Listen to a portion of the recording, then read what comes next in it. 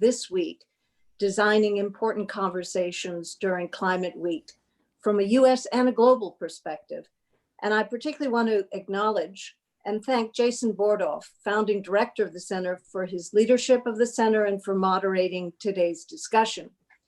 As we consider the immense impact of COVID-19 globally and how it's changing our world from a health, economic growth, inequality perspective, it's also vitally important to consider how recovery measures around the world can be constructed to align with larger environmental and climate goals. There should be tremendous scope for nations to enact recovery and stimulus plans that are mindful of investments that support clean energy innovation and also produce jobs, of policy instruments that minimize distortions and have multiplier effects, of lessons learned from alternative carbon tax and other tax schemes. But will these be priorities, especially for economies under stress? Our discussion today will focus on green stimulus in several settings around the world: the US, the European Union, and in developing countries, including across sub-Saharan Africa. And I also want to draw your attention to the work of the Center on Global Energy Policy that has been tracking these developments through an energy policy tracker, following in real time how public financing is being used in energy recovery packages. We're really excited to hear from scholars affiliated with us and policy leaders in the US and around the world. Dr. Mauricio Cardenas, visiting senior research scholar at the Center on Global Energy Policy and former Minister of Finance and Energy in Colombia. Eric Garcetti, Mayor of Los Angeles, Chair of the C40 Cities Climate Leadership Group, and I'm also very proud to say an alumnus of Columbia SIPA. Wonderful to have you with us, Mayor.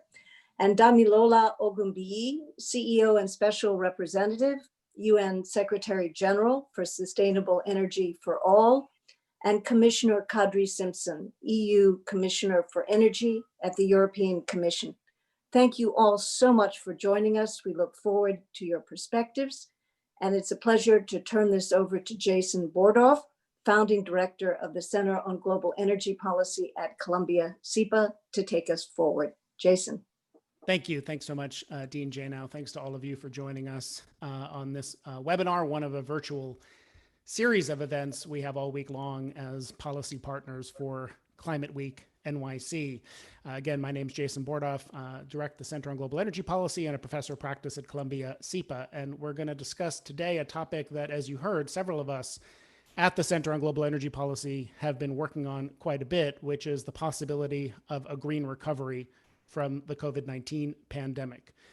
We know the collapse in economic activity resulting from the pandemic has been widespread and caused hardship. Experts predict it may be long and deep.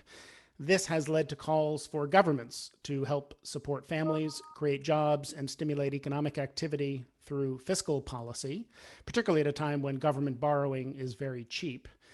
And if we're going to invest in economic recovery, the question is whether and how we can also build back better. What are the opportunities for government spending to both boost the economy and to help catalyze progress on important social objectives, namely climate change? I will say so far the track record is pretty mixed. The EU, as we'll hear in a moment, I assume from Commissioner Simpson, has developed a major stimulus plan that puts fighting climate change at the center of Europe's recovery. But that example is not being followed in many other parts of the world. And Dean Janow just mentioned the tool we've developed, energypolicytracker.org. You can go to that and see how stimulus money focused on energy is being spent. And I think it's probably fair to say not enough of it is yet targeted toward clean energy. At the same time, while the economic lockdowns have caused sharp drops in energy use and carbon emissions, both are rebounding pretty quickly. Oil demand at its peak fell nearly 25%. It'll probably end the year around 5% down. We see traffic levels in major urban areas around the world back to, if not above, their pre-COVID levels, particularly in many cities as people try to move to private vehicles rather than mass transit for the purpose of social distancing. So we're going to need policy, we're going to need government investment to change our trajectory toward a lower carbon one, as we must, because we are not yet on track for our deep decarbonization goals consistent with the Paris Agreement. We have a lot of work to do, and that's what we're going to talk about today with this extraordinary panel of experts and leaders in combating climate change. Let me first quickly say this event is being webcast live. The full video will be available on the Center on Global Energy Policy's website in the coming days. For those joining via Zoom, you can submit a question for the panelists at any time by clicking on the Q&A button on the bottom of your screen. For those of you watching the live stream elsewhere, you can submit questions via Twitter using the hashtag CGEPLive and our Twitter handle at Columbia U Energy. Dean Jane already announced our wonderful panelists, so I won't introduce them again. I'm really delighted to have all four of them with us. I'm also pleased to introduce John Elkind, my colleague at the Center on Global Energy Policy, a senior research scholar here and the former Assistant Secretary of Energy. I can't handle a panel this good myself, so he and I are going to tag team a bit in the moderation with our speakers in a moment. But first, we're going to start with a poll question to try to get a little bit of virtual engagement from all of you. We've put up a question here that you will hopefully be able to go on your screen and vote on. And the question is, this is data from the IMF and the Rhodium Group. What share of stimulus spending has gone toward green climate-related priorities? And the first question is in the US, the second question is in the EU, and the third question is in China. So take just a moment and vote on what percentage of spending has gone toward green climate-related priorities. And then we will show you the answer in a moment.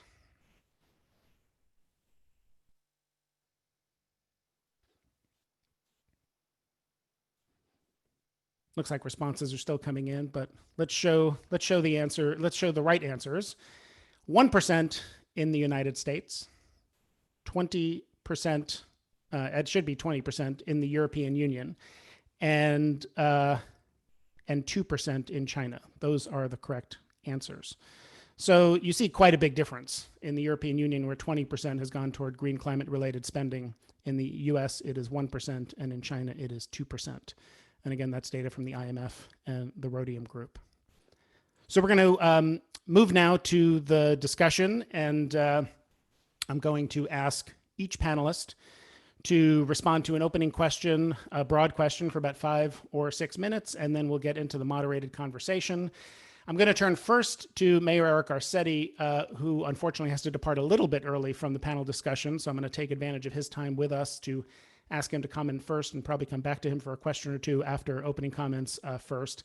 It's a special treat to have Mayor Garcetti with us speaking for the first time at the Center on Global Energy Policy, certainly not the first time at Columbia, not only because, as Dean Janow said, he's a graduate of Columbia SEPA, but it's also a personal privilege to welcome him here because he also happens to be one of my oldest friends. So full disclosure of my personal bias, I am a big fan of Eric Garcetti's, and it's been wonderful to see the leadership he's shown in Los Angeles, especially on the urgent challenge of climate change.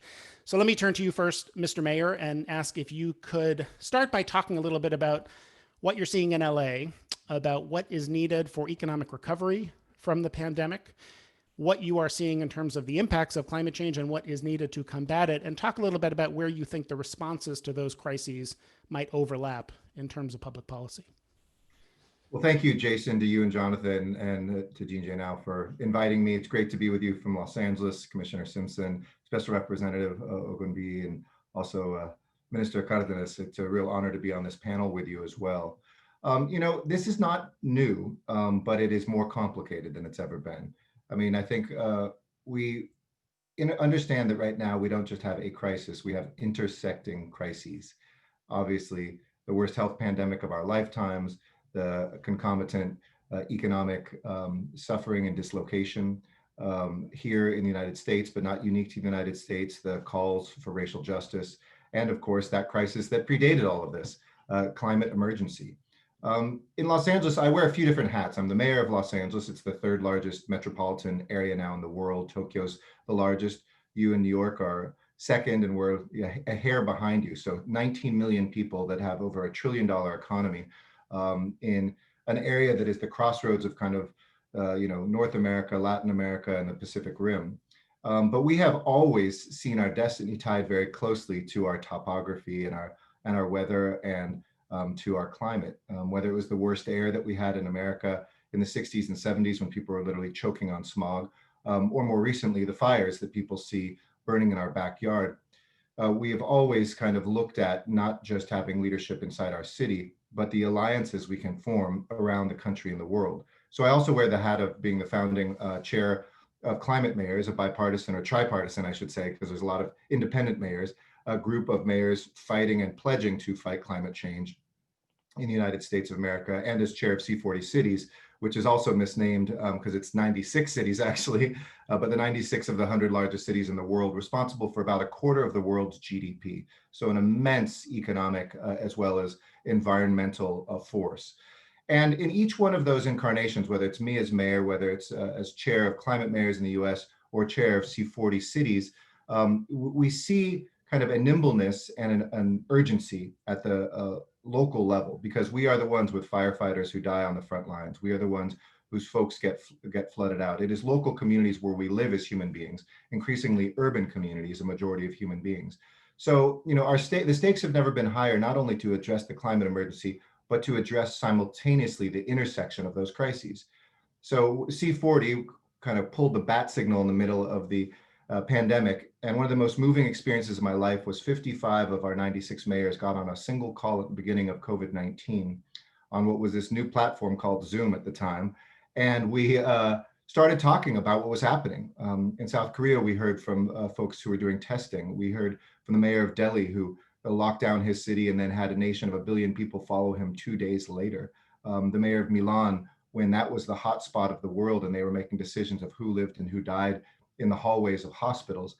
And there was a nimbleness that came from that, a good peer pressure that came from that. And there was a connectivity that we said, we're not going to solve and rebuild our economy, solve on health if we don't also address climate. And so we put a task force report out that looked at there should be no stimulus anywhere that is not a green stimulus. We must reemphasize coming back to mass public transportation, that we need to transform our economies to green energy economies, and a number of other principles. But these built on what we had been doing for a good 5 years before that. In Los Angeles, for instance, case study, we've built 35,000 new green jobs since I've been mayor in about 7 years. That's about a third to a fourth of all the new jobs, period. So my pitch always to mayors is face reality, declare a climate emergency. We were the first city in the world to do so, set up a climate commission as we're doing, but also integrate the ownership of climate work into everybody. For instance, a chief sustainability officer exists in all of my departments. So the chief of our fire department is as much an environmentalist bragging about how he's reducing emissions as is the person who's in charge of our sanitation department, a more traditional environmental department. When we all co-own this across boundaries and borders, across jurisdictions and bureaucracies, I think we really do have hope that economic recovery and climate change can go together. In fact, my last pitch, and I'll close my opening on this, is I always tell mayors, if you're not with this, you're exporting jobs to another city. Do you really want those to land someplace else? Get with it now, and you have a shot of building the next generation of careers inside your city and standing up those companies that will be part of the prosperity to come.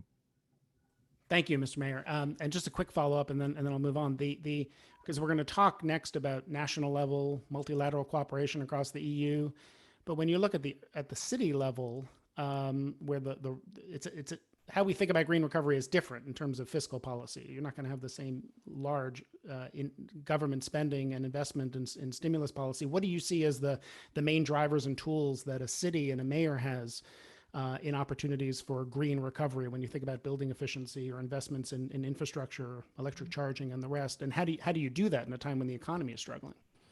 Well, I think you actually have huge levers. There's going to be an unprecedented amount of money spent. In a crisis is usually when things change, right? And policies emerge. When you have the least is when you do the most. And so cities actually do have the bulk of spending in all sorts of environmental categories. Certainly wastewater and stormwater spending is all in cities. It's rarely, at least in the United States, at the national level.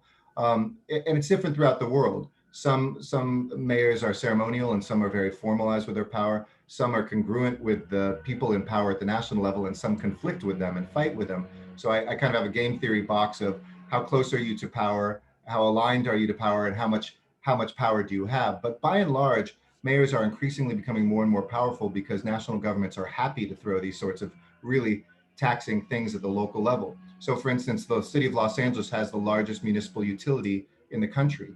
We own a part of Hoover Dam. We have a huge infrastructure. We were selling energy to California in the recent brownouts because our capacity has been built and renewable capacity has been built so aggressively. So I would say whether it's a port you control or an airport, we have the largest container port in the Americas that's directly under my jurisdiction, an airport that is the fourth busiest in the world, that utility, or just the infrastructure of what you have, you will be spending a lot. And in the areas I think that are most is usually around transportation and buildings. Most cities don't have their own energy like we do, but those two are two of the big three. So whatever you can do to mandate and to push the electrification of vehicles, mass transit, and whatever you can do to retrofit and electrify buildings, those two things probably will have the biggest impacts of any other initiatives that we can take at any level of government. That's great. Thank you. I want to come back and talk about some of the levers that cities have. But let's move to sort of a much larger geographic region and cooperation across countries in the European Union. Commissioner Simpson, we showed that poll up front, 1% of stimulus toward climate-related priorities in the US, 2% in China, and 20% in the EU. So something different is going on in the European Union. Can you tell us what it is, and how do you think about the overlap between, how did the European Commission think about where to put its spending when it was trying to think about what's needed to get the economy back on its feet, invest in economic recovery, and where there was opportunity to overlap that spending with making progress on the climate challenge? Thank you for a question, and good afternoon from sunny Brussels. And I'm truly happy to reach out across the Atlantic. And despite the fact that I personally prefer panels where I'm in the same room with other panelists, then at least we are saving a good amount of CO2 by having this chat virtually. So I do like panels which start with easy question. And the question why you decided that we need stimulus, but we still need also a stimulus that helps us to make our future economy more greener and cleaner, then the answer is very, very simple. There was no real alternative. Well, when our European Commission started our mandate in December, we announced that one of our priorities, our major priorities, climate neutrality by 2050. Europe will become the first continent who has announced that we will become climate neutral by 2050.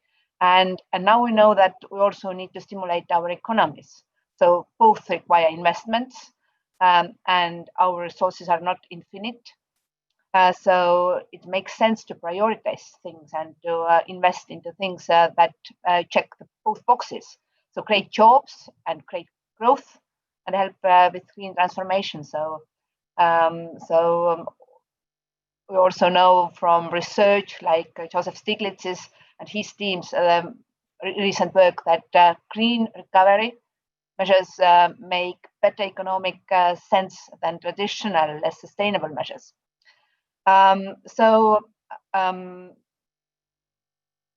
We know that that we have to invest. We have this agreement here among 27 national governments. And last week, at EU level, European Union's level, we presented our 2030 climate target plan for Europe. And we proposed that we will raise current ambition that was to reduce greenhouse gases by 40% compared to 1990. We will raise this ambition and we will reduce greenhouse gases at least 55%. And this plan looks at all sectors, but energy, of course, has a central role for success. So with the plan, we will speed up the transformation and we will rethink the ways how we produce, consume, and transport energy.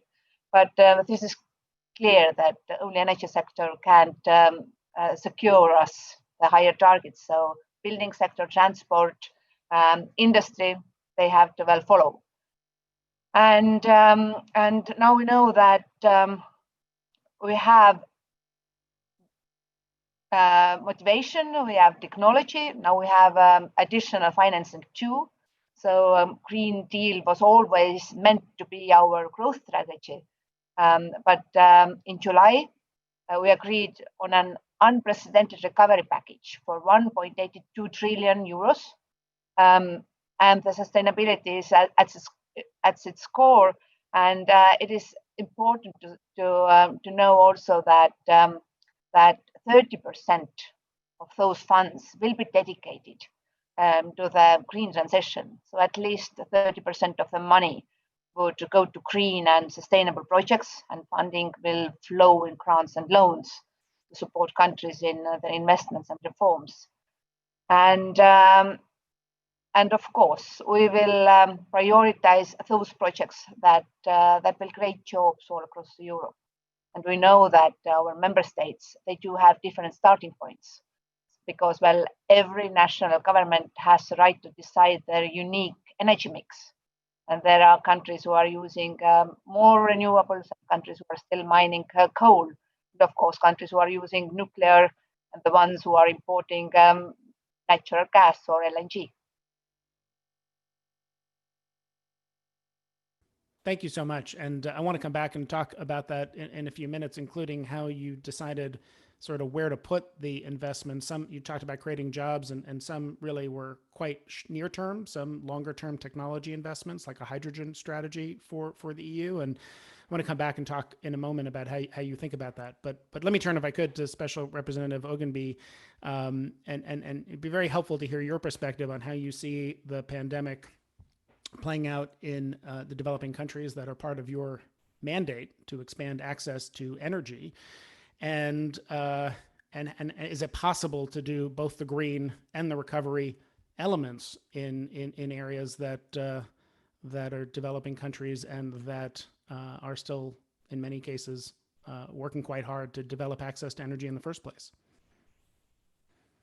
Okay, thank you, everybody, and thank you for having me. I think what's really important to note that there is no better time than now to invest in clean. I mean, I'm always of the opinion not to waste a good pandemic. And the truth of the matter is, because these countries are broke, they are looking for what will mean economic growth and what will mean jobs. And that's what clean energy brings to the table. You know, and that's what COVID response is. There's a trade-off. So instead of the language as just being climate, I think the language should be truly focused on economic growth, like the mayor actually said. I mean, my job is to achieve Sustainable Development Goal 7. So it's affordable, reliable, sustainable, and modern energy for all. Now, modern is a part that people like to miss out sometimes. So even before the pandemic, we were not on track to achieve Sustainable Development Goal 7. And it's, while we talk about transition and all these great new innovations and technology, we can't leave out the fact that there's still 789 million people that have no access to electricity. But more importantly, there's 2.8 billion people that have no access to clean cooking, right? You cannot achieve climate change without achieving energy access. And I feel sometimes when we come up with these stimulus packages and we come up with things like that, we don't really make, you know, that connection. So that's why we took it upon ourselves in SE4 to say, how do you recover better with sustainable energy, right? This is a one in a lifetime generation. You know, somewhere like Nigeria, a huge oil and gas nation, stop fossil fuel subsidies. It's not something I thought I would ever see in my lifetime, right? It's not because they were really thinking of climate, it's because they were thinking of the economy right now and how it affects them. And we have to take full advantage of what is happening currently in developing countries. There's only 19% of health centers in sub-Saharan Africa that actually has electrification.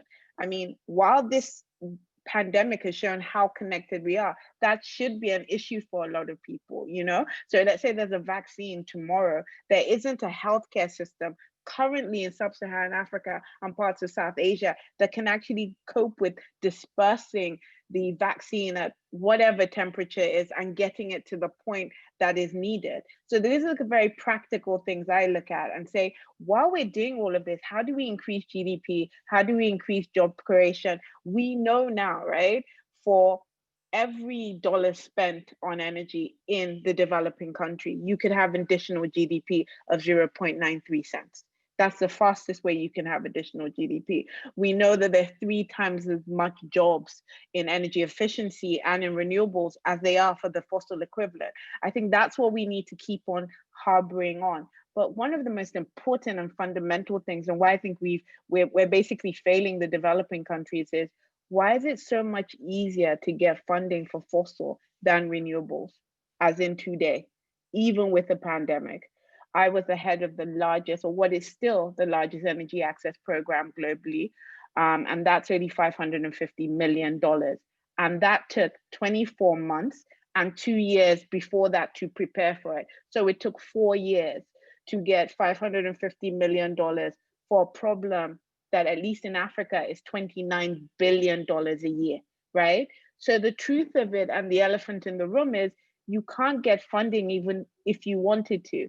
Again, I'll go back to Nigeria because that's where I've been working on. You know, we got Nigeria to say 5 million solar connections. That's 30 million people connected by solar. There's not one developing country that stood up and say, we're going to help fund some of this stuff. We're going to move it forward.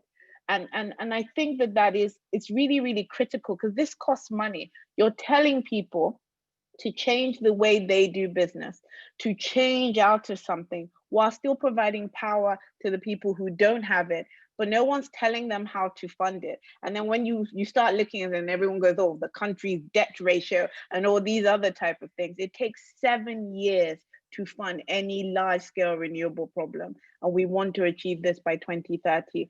So for me, what this pandemic has shown is that we have to be very ambitious, we should have new goals, and we should be less fragmented. And we should really, really think about leaving no one behind. Because if we don't think about that, we're all connected, and it's going to be worse. And everything we do has to be on the trajectory to Paris, right? The energy access story is a clean energy story. It isn't a fossil story.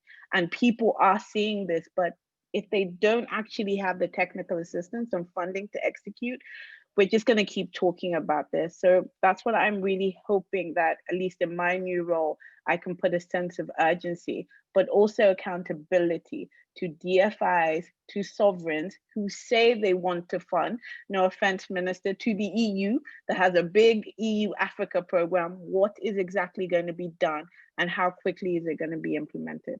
Back to you, Jason.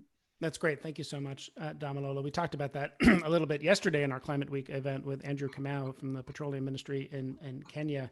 Our polling question was what share of cumulative greenhouse gas emissions by 2040 will come from the continent of Africa, and it's 3%. So it is small, even though one of every 2 people added to the planet moving forward by 2040 are going to be African. So you have a need for dramatic expansion in energy use, and as you said, a challenge in trying to think about how to make sure that is consistent with the Paris goals, which we have to. So I want to come back and talk about that, but let me bring Mauricio Cardenas into the conversation, who I think you have a really interesting perspective. You were the finance minister of Colombia with a PhD in economics. You were also the energy minister of Colombia, and you serve now on a panel that the head of the World Health Organization created, the Independent Panel on Pandemic Preparedness and Response. So can you give your thoughts and what you see broadly in the region of Latin America, how COVID-19 has impacted it, and where do you see the greatest complementarities between the kind of fiscal tools needed for economic recovery and the kind of investments needed to make progress on climate change? Well, thank you, Jason. Let me begin by saying that I'm delighted to be in this panel. Thanks, John, as well. And delighted to be with Mayor Garcetti and Commissioner Simpson and the Special Representative Ogunbiyi. Mayor Garcetti started saying that LA is now the 3rd largest metropolitan area of the world. And I'm sure that it could also be the largest metropolitan area of Latin Americans on Latin American descendants. So you probably are in a better position than me to talk about Latin America.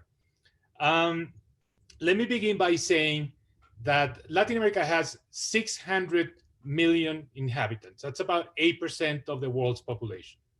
But it has 30% of the world COVID-19 cases and deaths. So this has been devastating for the region. And one of the reasons is that most of Latin Americans live in cities. and cities that are very densely populated, big agglomerations. And also most Latin Americans, unfortunately, work in the informal sector. And the informal sector involves a lot of human contact. So this is one of the reasons why the pandemic the epicenter of the pandemic has been Latin America. It is natural that under those circumstances, the initial response of the governments, national and subnational, has been pretty much the preservation of lives and the preservation of livelihoods. It's mostly about the humanitarian assistance. It's like a disaster. This is a disaster relief. And this has been pretty much what has happened over the last 6 months. More public resources for the health sector, lifelines of support to households that basically do not have an income, support to businesses so that they don't go bankrupt. So I have to be frank and say green recovery has not been mentioned in the context of Latin America in the past 6 months. But as countries begin to normalize, quote unquote, because lockdowns are now more flexible and our conditions are becoming, essentially people are being allowed to leave their houses, the recovery issue will become the center of attention.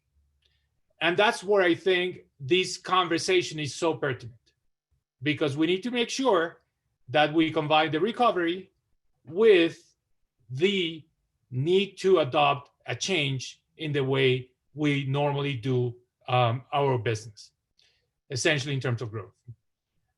One of the reasons is that the initial conditions in Latin America were not very good. The initial conditions in Latin America were 5 years, the previous 5 years, of low growth, and in many countries, negative growth, because since the mid-2010s, there was the end of the commodities super cycle. So these economies were not growing fast enough. And that's one of the reasons that we need a new recovery plan, not just to deal with the pandemic, but to make sure that the engines of growth in Latin America are ignited again. So what is Latin America beginning to do right now? Think about public investment. Countries have limitations in terms of what is called the fiscal space, but many countries are thinking about the need to do more public investment. And one of the areas in which public investment can have the largest impact in terms of economic recovery is projects in renewable energies, in the electrification of transportation, in building offices and homes that save more energy, that are more efficient. So those are the areas in which the region has to concentrate as we go into the future. But this will not be only a public sector issue. The private sector also needs to play a very important role. So one of the areas for public investment is to make sure that it supports the private sector through lending, through guarantees, through even equity in some of these projects to leverage the private sector. And this is what countries are beginning to do. So my view is that as we transition from the preservation to the recovery, we have to change some of the tools that have been used during this first initial phase to ensure that when businesses get a loan, subsidized loan by the government, they comply with certain climate standards, very much like the European standards that were just adopted. Or that when households continue to get a subsidy, a cash transfer, they do it if at the same time they accept a reduction in some of the fossil fuel energy subsidies that are still so prevalent in Latin America. So that we have to transition with the same tools into more climate action. Households that are able to reduce the energy subsidies that are being receiving in the past, and firms that continue to get subsidized credit, but only if they comply with what we call now the ESG standards. So I think this is the way to go ahead. Mauricio, thanks so much. Great opening comments. So let's move into the discussion. As I mentioned at the beginning, for those of you maybe joining a little bit late, you can submit questions for the panelists at any time by clicking on the Q&A button on the bottom of your screen. And if you're watching the live stream on Twitter at this hashtag CGEP Live and our Twitter handle at Columbia U Energy. As I also mentioned at the beginning, unfortunately, Mayor Garcetti has to leave a couple minutes early. So let me start with you and just put a couple of questions toward you, and then I'll ask John Elkind to help me broaden the conversation. But if you could, the conversation we just had, looking at Africa, looking at the European Union, at Latin America, decarbonization, requires system-wide changes, how we make cement and steel, fuel airplanes, set national fuel economy standards. Climate is hard because it's the ultimate free rider tragedy of the commons problem. It doesn't matter where a ton of CO2 comes from. So it's not just national solutions. We need multilateral cooperation. So we're all doing this together. So why are cities the right place to focus in the climate crisis? Well, I think cities, a couple reasons. One is cities are nimble. We what is the old saying that good mayors borrow and great mayors steal? So, whenever we hear something, usually our citizens are the first to say, hey, I heard the mayor of Cincinnati is doing X, Y, and Z, or the mayor of Milan is doing X, Y, and Z. Why can't we do that here too? And that's not just around environment, that's around anything. Why can't, think about dining outdoors. We have an al fresco program like I think you have in New York and other places during the pandemic. Everywhere around the world, suddenly everybody's dining outdoors, at least until in cities where you can, the weather permits you to come to Los Angeles, you can do it year round. But we, see this kind of peer pressure that comes about. And so cities are very nimble, whereas national governments, rightfully so probably, are slower. They take time. They want to negotiate. There's a lot of process. And so, I think the quickest place you can see a laboratory of experimentation and also the scale of implementation, I believe, is at the city level. Second, there's an integrated way that we do policy. We can't just we don't really chop ourselves up into as many bureaucratic areas sometimes as we see at the national level where, okay, you're working on the environment, but I work on transportation. You're working on energy, but over here, I'm dealing with water or natural lands. We kind of have to deal with it all simultaneously because a city is on top of itself. It's a system of systems. And so when we look at something like water, we spend a lot of electricity pushing water. You've seen it in movies, the history of Los Angeles, where we stole water from other places. And then we pump it over huge mountains to come to us so that we can use it. Well, when I became mayor, I realized 60% of our daily water use, we were purifying almost to a drinkable standard and then washing out to the ocean through our sewage treatment plant, our largest one. And so we're going to 100%. We have 5 zeros in our Green New Deal for Los Angeles, and one of them is zero wasted water. We're going to recycle 100% of that 60% we were wasting. That's the equivalent of 3 of those LA aqueducts that you saw in the movie Chinatown that were built through a mountain, reducing emissions, providing plenty of water, adapting to the climate change. And we're able to self-finance that. It's hugely expensive. We're testing new technology, see what works best. But I think that's the example. And if you go to C40 cities, you can see this, whether it's African cities, whether it's, I was talking to the mayor of Dhaka, where 40% of the country is getting flooded regularly, 40% of the country, and soon it'll be 60% in Bangladesh. Climate change, it's too late to reverse. We have a shot at mitigating, and I think cities are always on the front line, and not everybody will be able to afford a $10 billion seawall like in New York. So, when I talk to my West African mayors who are on my steering committee, for instance, they're saying a whole nother level of help that they need and saying, making sure we don't at the urban level just replace our polluting cars and sell them to Africa while we're driving around in electric vehicles. We have to make those investments. To your point, Damilola, what are those commitments looking like on the ground right now? And how is that being co-written? And I think mayors are very democratic. We don't care if you're the mayor of the fanciest, richest city or the poorest, most challenged city. We see each other as peers and we help one another, and we have that peer pressure too. So I think it's the most effective place right now to see results. Yeah, and is that you mentioned sort of these programs we have in place, including here in New York, streets closed, so restaurants can have outdoor seating, more walking, cycling, pedestrians retaking the streets from cars. But as I noted at the outset, we're starting to see things go in many ways go back to normal. So is there a shift? You've worked quite hard. I mean, LA is a city long known for cars, to expand mass transit, to find alternatives to the automobile. What are the steps that cities can or should take now to try to make sure some of these greener, more urban friendly things that may have been necessary as a result of the pandemic actually persist, even once we're hopefully past it, which will be soon? We should be realistic that we're not going to go back to that first month of the pandemic when nobody was moving, but we can make progress. We're adding 40 miles of bike lanes. I'm talking to mayors around the world that are making more walkable, bikeable communities, who are closing down city centers. In Copenhagen, they're going to ban cars altogether. It's a tough adjustment at first, and some cities have more of a center than others. It's more complicated in a city like LA. But we're also making huge investments. Los Angeles, the car capital, is building 15 rapid transit lines in the next couple of decades leading up to the Olympics and beyond.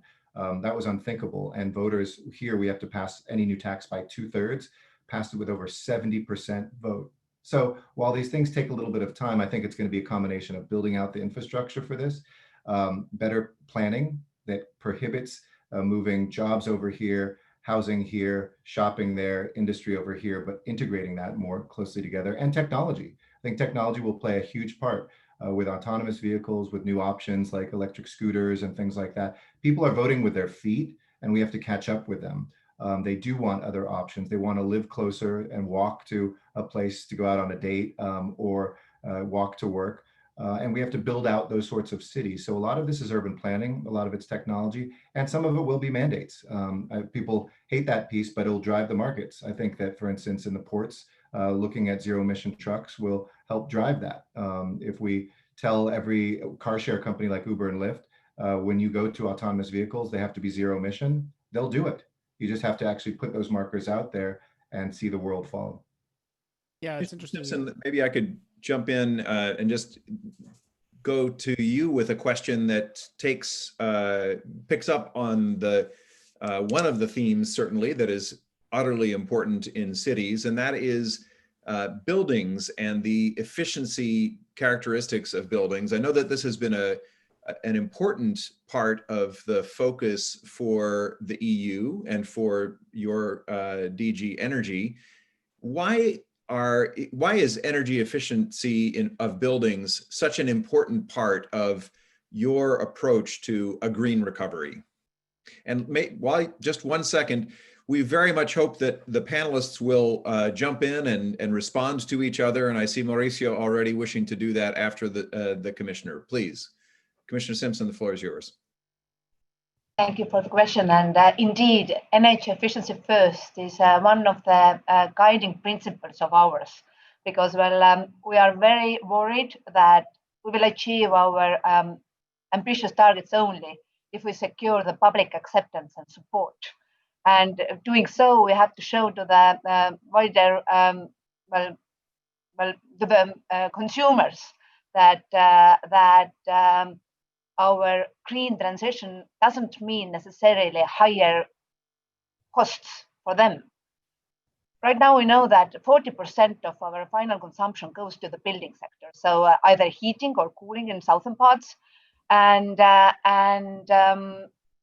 if we are renovating the building sector, then the gains are significant. Well, I'm coming from Estonia, which is a northern part of the European Union, and there is renovation is very popular because after renovation, your heating bills will be significantly smaller. But it is not so all around the Europe because, especially for apartment buildings, it's difficult to find a cooperation between different donors. If there are 100 or even more apartment donors, and they have to decide that we are taking loan all together. So, so there are some problems ahead, administrative problems, financing problems, and we will solve financing problems because according to the research, 60% of the funds that we are putting into the renovation will find the way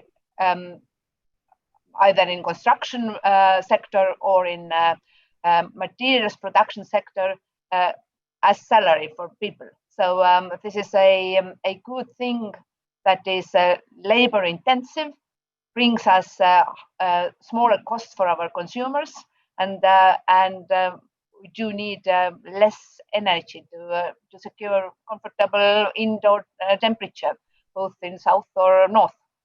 So this will be one of our flagship initiatives, Renovation Wave. The exact details will be published next month, but we already know that our member states are very eager to invest into renovation, especially because we know that before COVID crisis, there were 11 million workers employed in construction sector. And well, if demand is down, then with a little bit reskilling, they can find new jobs in renovation sector. Mauricio, do you think that you'll see renovation waves crossing Latin America? Yeah, pretty much. I think this will go hand in hand with the need to stimulate the construction sector, which is a big source of employment. I wanted to make a comment about cities because I know Mayor Garcetti is about to leave, or he's going to leave, but I am following on the previous question that Jason made. Why cities? I think there is a good reason for putting the focus on the recovery and the green recovery on cities. And number one, that's where the main problem today in terms of the need to stimulate the economy is. I mean, if you look at Latin America, the number of cities with unemployment figures above 20% is just amazing. We're talking about cities like Bogota, Medellin, Lima, more than 20%. And in some cases, the rate of unemployment for the youth is much higher, about 30%. And for women, have been most impacted because of the reduction in female employment, like in retail. It's much worse than for men. So cities is where the problem is, and that's where the solution needs to come from. Cities are in a very good position to do infrastructure projects with a great green dividend. Electrification of bus rapid transit systems, or the metros, or the retrofitting of buildings. So great dividend. Where is the constraint? And I here put my hat as a finance minister. Finance ministers throughout the region are always more willing to accept flexibility when it comes to more borrowing to the national government than when it is to the city governments. They're more constrained. So this is the time to change that paradigm. This is when we need cities to be able to borrow more. That's what good mayors are. Borrow more and engage in these large-scale infrastructure projects that generate employment in the short run, but have a dividend in terms of the reduction in emissions in the medium to long term. Thank you very much, Mauricio.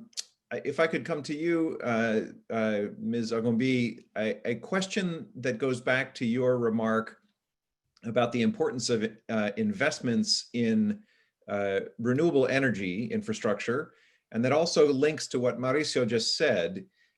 We saw the news yesterday that you will be co-chairing an important new commission that has been created by the British government, the Energy Transitions Council, that is meant to focus on helping to deliver around the globe a decarbonized electricity sector, and that you will be doing that, including together with representatives of the multilateral development banks. Could you talk a little bit about what your expectations are for this new council and your co-chair role? Can it help to address the need that you and Mauricio have both highlighted, the need for capital in order to enable investments in renewable energy going forward? Well, I hope so, because that's the only reason why I took the role. It's really important. It's one of these campaigns where we really want to, stop the use of coal and stop the use of coal financing.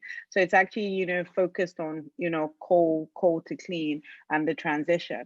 But again, it needs to be done in a practical way. So back to what I was saying when, international organizations and financial organizations and DFIs and in large institutions say they want to focus on something, it's really important to make sure everybody sees it through. You know, there's some economies who are dependent on coal right now, right?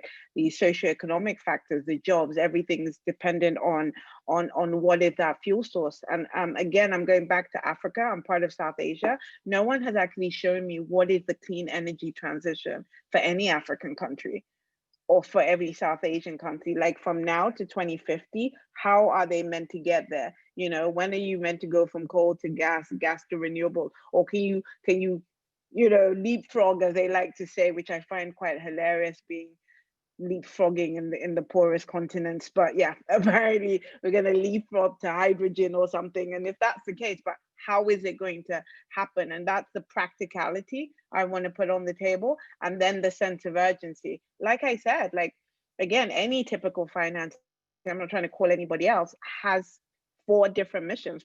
4 different missions take a year before they even start looking deeply into the project and saying that, you know, this is what we're going to do.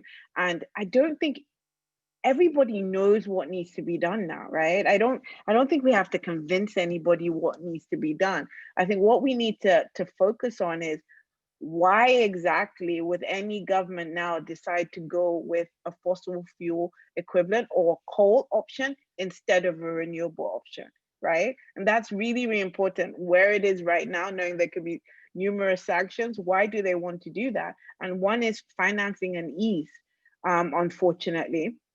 So we can even say, oh, we're curbing all coal financing, but what is the alternative? And that's what we're really hoping to bring out from the council. And then actually try to make sure funding is done in a cohesive manner instead of fragmented. Because right now, you know, you have like small pots of money, 5 million for here, 10 million for there. They don't really do that much.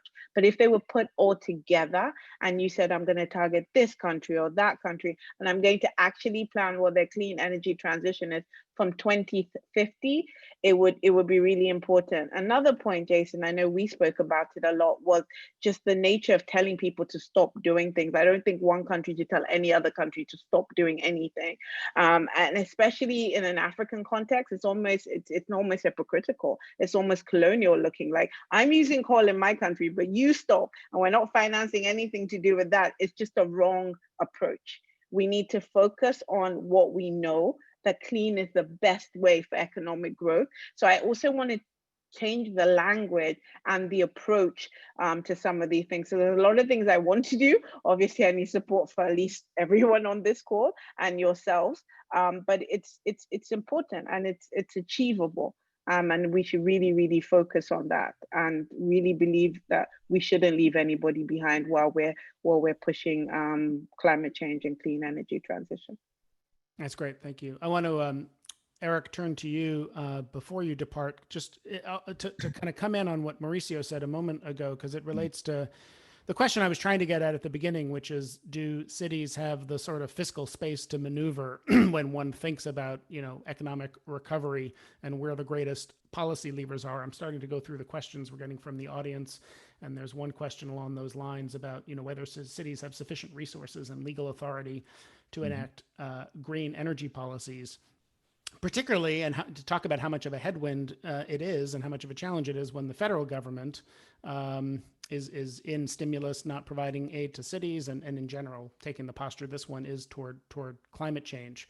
And maybe you could say a word before you go too about something you've been on the front lines of that's related to this, which is this sort of historic, in my view, shift where the environmental activist community and the climate community is coming together with the racial justice community, and how you see that playing out in a city like Los Angeles, and what it means for how we think about the kind of investments that both achieve economic recovery with equity in mind, and also address climate change. In 2 minutes? Yes, exactly.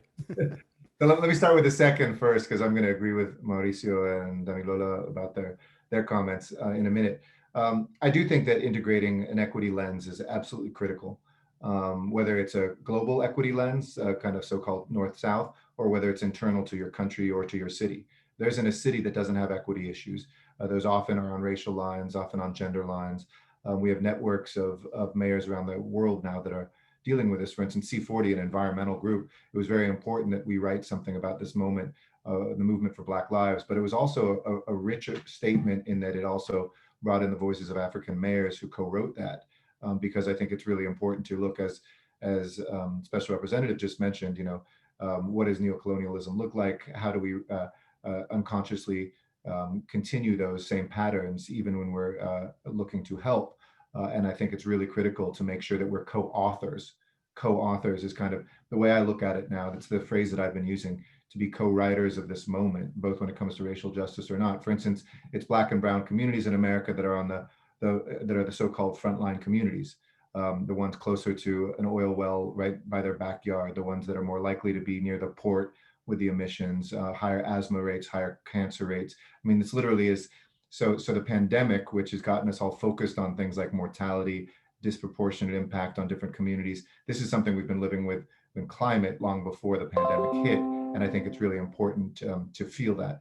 In terms of the work of how you integrate that in, I think we don't have enough time today, but you have to consciously look at the organizations that you're a part of. You have to we have a system that ensures there's gender balance and ensures that there's geographic balance and developmental level balance in C40, so that it isn't run by the North for the world or run by the South for the world. It's run by all of us and co-owned. Lastly, to the first question you asked, I do think that while some cities and some mayors are more powerful than others, depending on the formal power they're given, they're all immensely powerful. They've got either informal power of their soapboxes and or the formal power of what they actually run. And it's rare a city doesn't have one of the most important levers in the fight against the climate emergency. It's rare. I've never seen a city that really doesn't have its own building codes, right? And buildings are critical. Usually, almost all cities are involved either with a strong voice or direct control on their transportation systems, and certainly their roads and what can be on those roads. National governments may trump that sometimes, but it's rare. Again, national governments are happy for us to have to muddle through these things. So to Mauricio's point, I think it is a moment we have to rethink also the structures. We're talking a lot about this. We have, for instance, in C40, to be a member of C40, you have to have a plan that you put forward, 2050 carbon neutrality, half of that by 2030. And you have to put that plan forward and be held accountable, or you get kicked out of the organization. So it works almost like a multinational organization. And we have kicked cities out for not doing the work.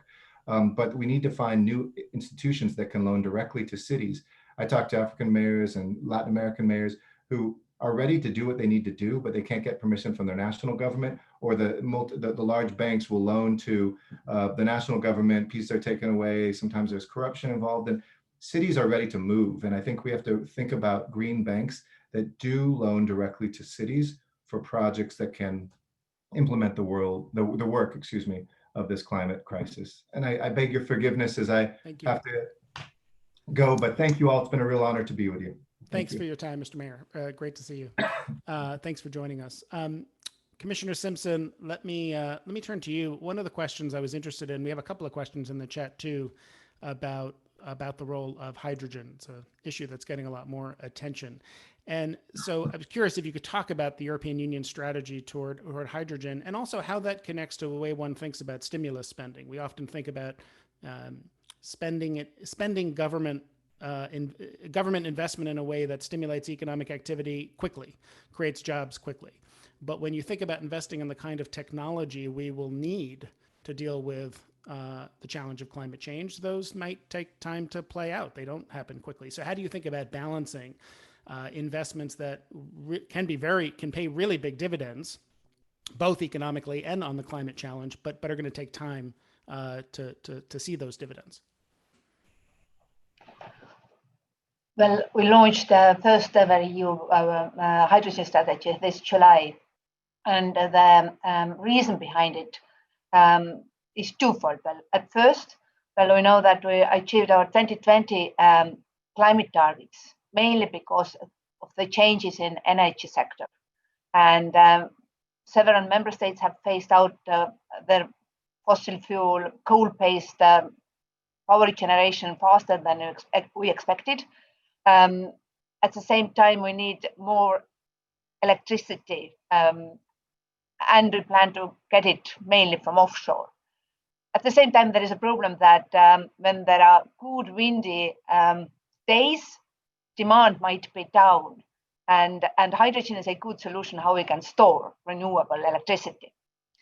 It is also a very useful tool for sectors that are hard to abate, industry, heavy-duty vehicles. So this helps us to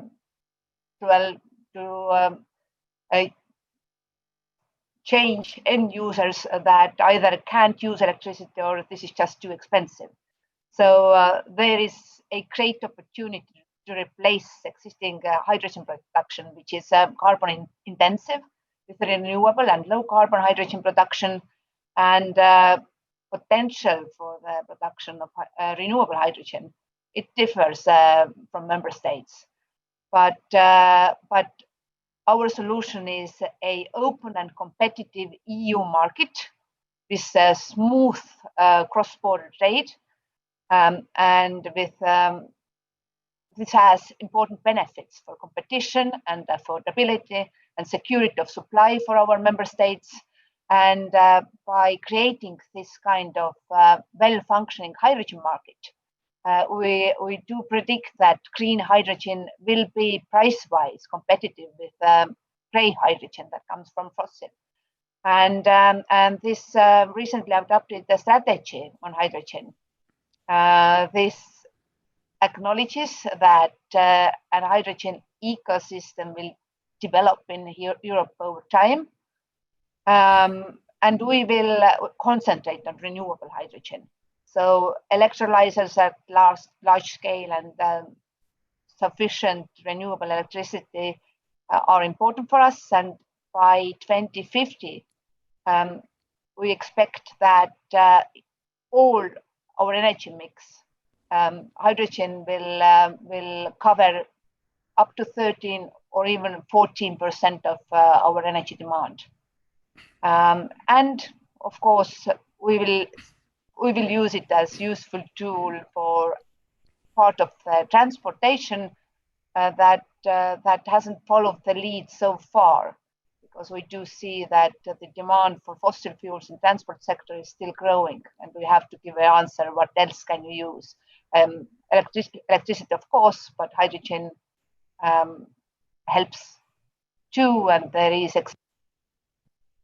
Let me ask a quick follow-up question, and then my colleague John, I think, has a question for Special Representative Ogunbi. Well, maybe actually two follow-up questions. Just a very quick one. Are you the European Union is thinking about blue hydrogen and green hydrogen both, and what's the time frame for those? Indeed, we are also ready to use CCS, because right now the renewable hydrogen represents only 2% of our hydrogen volume-wise. And if we want to replace grey hydrogen with only renewables, then it takes us 10 years. But this doesn't create a competitive hydrogen market. So we need to scale up the volumes. And in that perspective, also CCS technology helps us.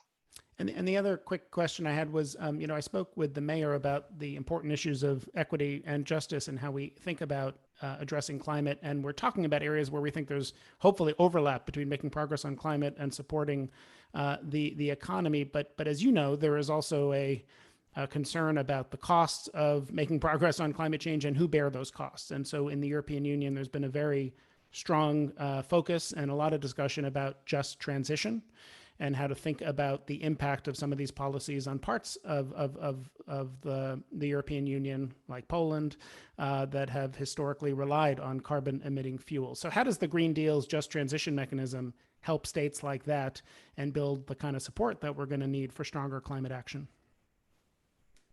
Indeed, well, Europe and European Union, we are one of the biggest importers of fossil fuels, both oil and natural gas. But at the same time, we have different regions all across Europe who are mining regions.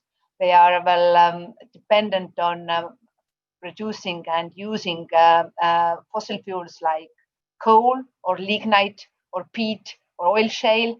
And we do know that this is not only creating jobs in those regions, but this is also important for heating the houses, because these regions, they are using excess heat that comes from power plants, and the price is very competitive right now. So our just transition is meant specifically for those regions, so that we can retrofit the existing district heating solutions, and we can support those regions so that they can attract new, cleaner industrial jobs. Because of course, this is not the plan that those people who have been working as miners for past decades will now go to the other regions and will start building offshore wind farms. They need new jobs in their own regions. Thank you, Commissioner. If I might turn to you, Damilola, a question that picks up on the idea of regions that the Commissioner was just mentioning. We see that Sustainable Energy for All has just released a series of regional guides on how countries can think about their recovery and also advancing their energy access agendas at the same time. The problem of energy access is obviously very large, but then the differences from one geographical region, one climate zone to another can make for some specificities. So how much commonality is there among these regional guides? What are some of the key differences that you think are worth our audience knowing about and thinking about a bit more as you continue with that work? I mean, firstly, even developing it into region is not breaking it down enough, to be perfectly honest.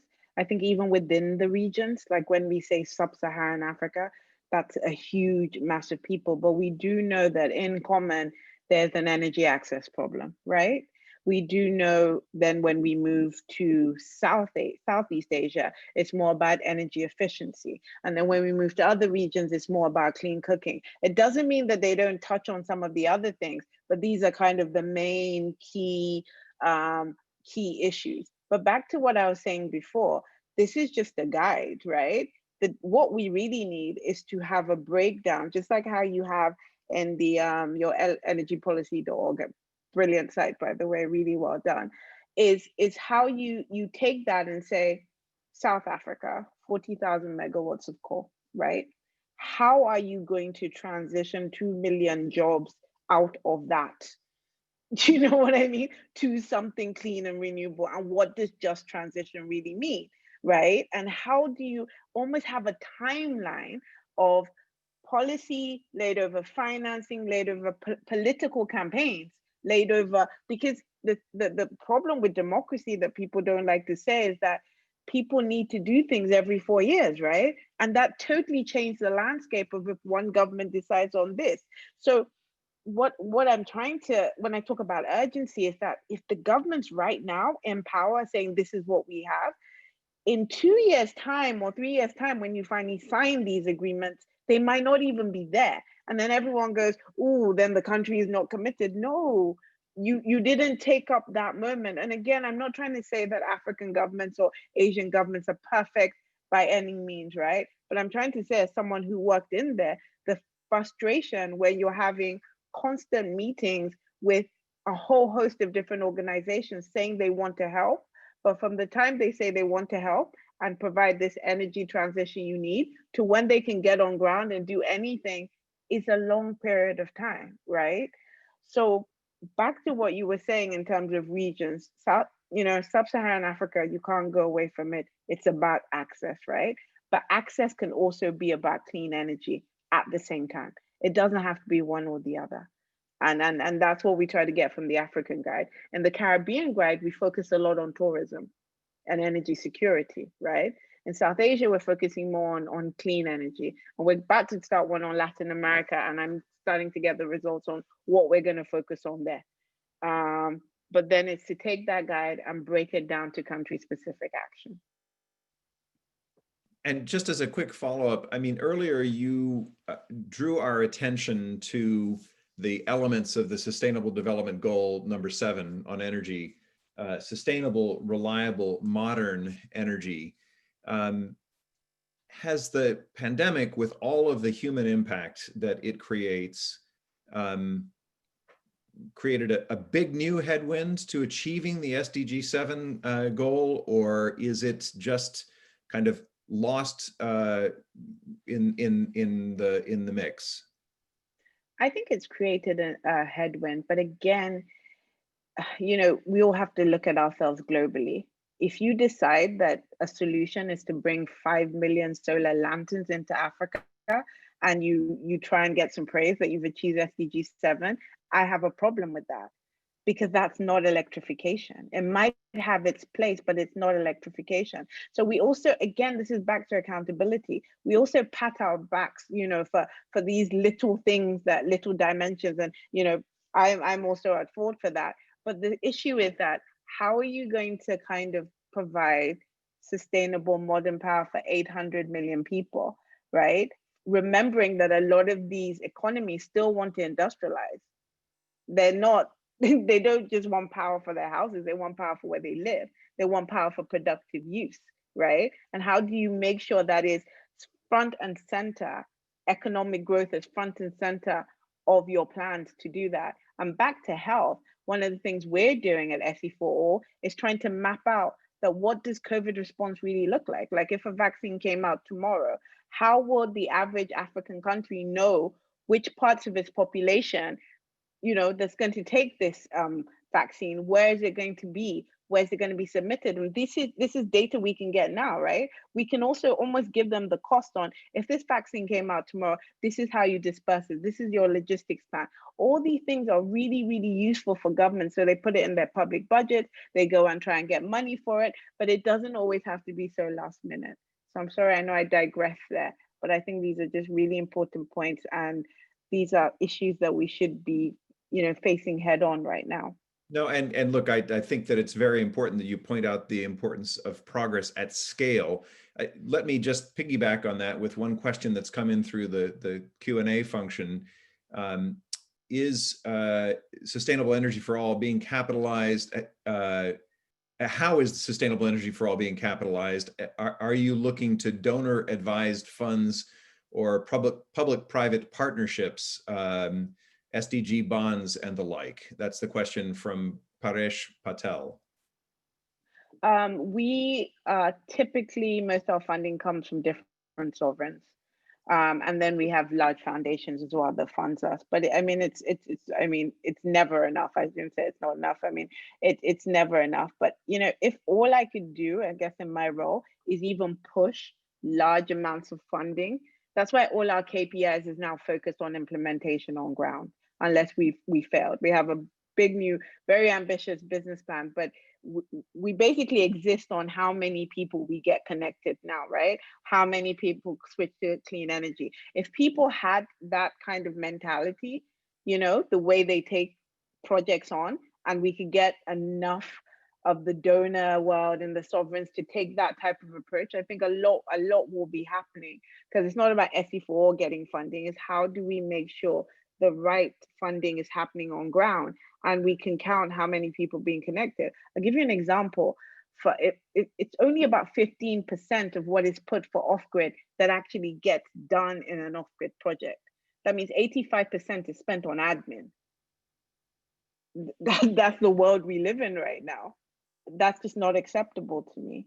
You know, we need to figure it out somehow. We need to make sure that the people who need it get what they need to do, and to make sure it's private sector driven as well, because we also know it's not about just giving public sector all the money to have large scale procurements, right? Some do it very well, but some do it very badly. And it depends on the region and the localities you're in. Very good. Mauricio, I wonder if I could turn to you. A couple of minutes ago, we were talking about kind of the challenges of reacting to the pandemic. And I know that you've recently been named to the independent panel on pandemic preparedness and response. Could you talk a little bit about what that panel is focusing on, and what that lens tells you about the energy sector as part of solutions, part of the challenges going forward. So the intersection between energy on the one hand and your work on this pandemic panel on the other. Well, thanks. Yeah, the primary focus of that panel is the health response. Why did this become a global pandemic? Is this because some intrinsic characteristics of the virus, or is it because of our response? Things that we didn't do well. We didn't observe the protocols, what had been agreed internationally in terms of how the response has to be coordinated, the transparency, the information, etc. So we are going to look at what happened. We're not going to do it with the idea of blaming someone. It's more about understanding so that, first of all, this doesn't happen again, because there are many pandemics that can occur in the future. But also, we understand that this is not just the health issue. This is also about the way we responded on a number of other fronts. For example, the safety net protection for people that were not able to work, that not leave their homes. That what kind of response is necessary on that social front to make sure that in the future pandemics are better controlled. But this is a pandemic that still has a present. We're not doing an evaluation of something that occurred in the past. We're looking at the response today. And in the response today, there are still many unknowns. One of them is the vaccine, for example. How is it going to be widely available? One thing is to have the vaccine. Another different thing is to have the population vaccinated. So these are the type of ideas we will be discussing in that independent panel. We're going to be presenting a first report, preliminary report, to the World Health Assembly in November, and the final report in May of 2021. But if I could say a word here, and how this connects with the green recovery. Of course, the faster the recovery of the world economy, the more resources that will be available to deal with this and other threats and other pandemics, and to make sure that we have enough resources to go about the vaccination of the population, or that we have enough resources to make sure that we improve our health facilities. So the recovery is essentially here a critical issue for the pandemic itself. In terms of the recovery, I just want to add one aspect which hasn't been mentioned, which I think is very important, and I think generates a lot of consensus, which is because we have to prioritize. There are many things we would like to do, and resources are limited, so we have to prioritize. If I were to choose one area of priority, it will be connectivity, bringing broadband to every single household. This is important, not just for today, because we need to make sure that education is available and that we're not widening the gaps in terms of educational access.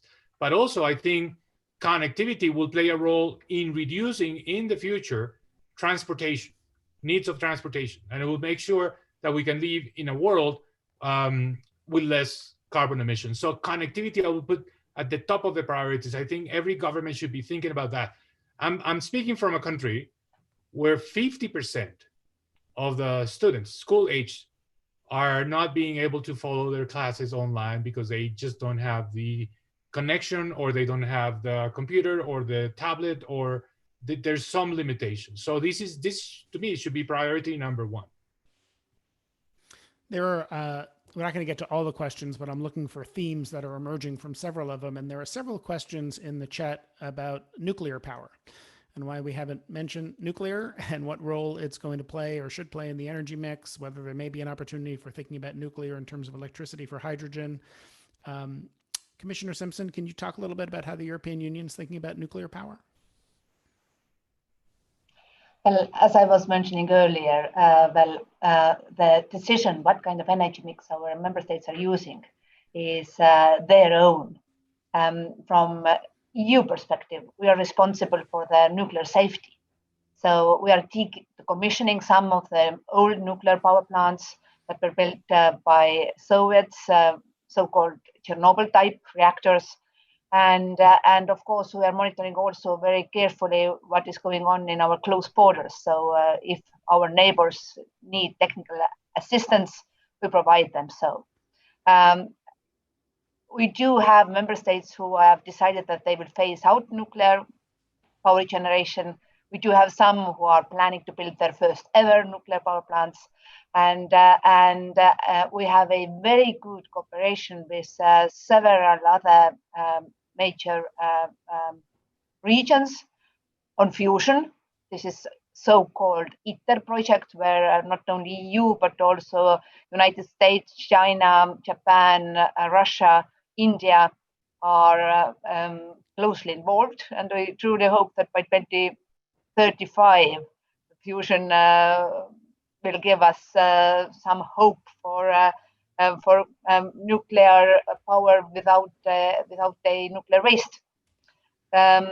So basically, nuclear will represent part of our energy mix also after 2050. So we are not planning to have a 100% renewable energy system by 2050. And this is according to the thorough impact assessments that we have decided so. Thank you. Do you, I don't know if anyone else wanted to come in on that. I had a question related. We've been talking about a lot of clean energy technology innovation, whether it's hydrogen or we were just talking about fusion or Damilola. I'm wondering, how you hear those conversations. The discussion of clean energy technology innovation, it seems to me, is often driven by advanced developing economies. And many of the needs for innovation, the dramatic increase in cooling needs that we're going to see as temperatures rise and more people seek air conditioning across parts of Africa and other developing countries, 2- and 3-wheel vehicles and moving away from those to 4-wheel vehicles, low-cost renewable microgrid networks. The kind of innovation we need is going to look different in different parts of the world.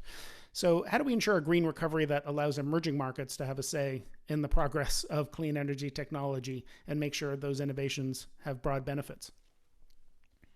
That's a really interesting question. I mean, again, yes, hydrogen, everything's great, but it's for countries that have money now, and it will be for the next 20 years. And hopefully, developing countries will learn from that. But the truth is, just having African voices and Asian voices as part of the conversation is a big start, right? There are many seminars, many webinars that, there's just no representation in any kind of way. And we were talking about, equity and putting people first.